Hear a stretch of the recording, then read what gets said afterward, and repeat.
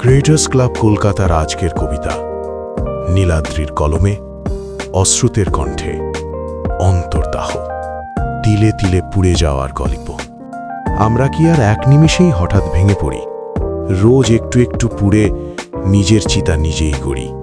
ইচ্ছেগুলোকে টুটি চেপে ধরে স্বপ্নকে দিই কবর।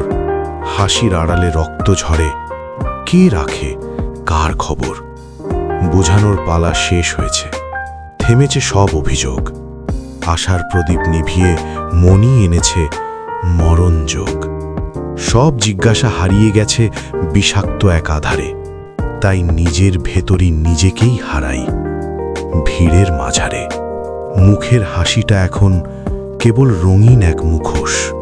পেছনে হৃদয় হাহাকারে তপ্ত এক আক্রোশ। মুখোশ আছে, মানুষটি নেই, কেবল মহাশ্মশান। বুকের ভেতর গুমড়ে মরে হাজার না বলা বিষাণ। আমরা কি আর একদিনেই নিঃস্ব হয়ে পড়ি?